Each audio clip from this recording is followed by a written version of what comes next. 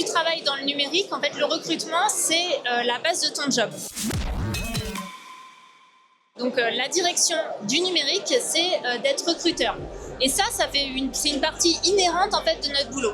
Il y a bien sûr la création, la réponse en fait aux besoins du client ou aux besoins du citoyen dans mon cas, mais le recrutement c'est aussi comme ça en fait qu'on va pouvoir déterminer les bonnes équipes et qu'on va pouvoir combiner en fait les bonnes compétences. Donc moi j'arrive pas du tout à comprendre en fait les responsables du numérique qui disent que le recrutement c'est un coût, parce qu'en fait dans ce cas-là ça veut dire qu'ils font pas du numérique. Le recrutement c'est vraiment la base en fait de notre organisation et c'est aussi comme ça en fait qu'on peut définir, développer des projets avec des compétences qui sont par essence complètement variables et qui changent toutes les 2 semaines. Hein. Là avec l'intelligence artificielle, on a vraiment des sauts de compétences en fait de manière ultra régulière.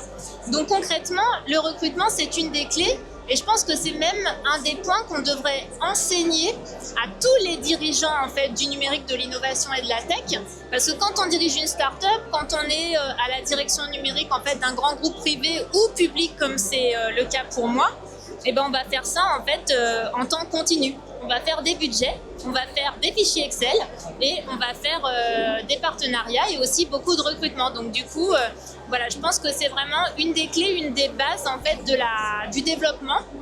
Et quand je rencontre des startups qui se développent, je peux tout de suite vous dire celles qui vont grandir.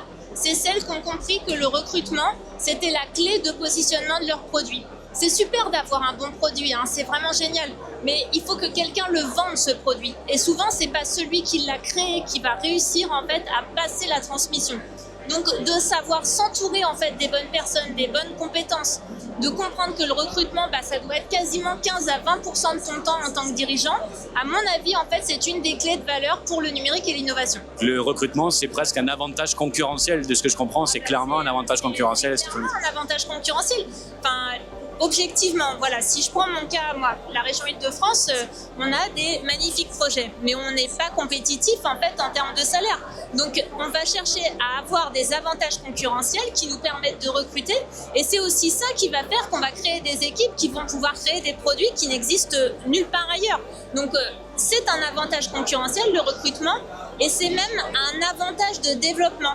Les licornes, elles ont une stratégie de recrutement qui est une stratégie offensive, hein. Une stratégie en fait où l'avantage concurrentiel c'est de considérer que le recrutement justement c'est la clé du business, quoi. C'est la base du business. On recrute des compétences, on recrute des personnes qui ont envie de porter le même projet commun, le même idéal. C'est quand même ça, hein, le numérique, on est là en fait pour porter une sorte d'idéal, quoi. Hein. Et ça voilà, c'est un avantage concurrentiel. Il faut redonner ses lettres de noblesse au recrutement.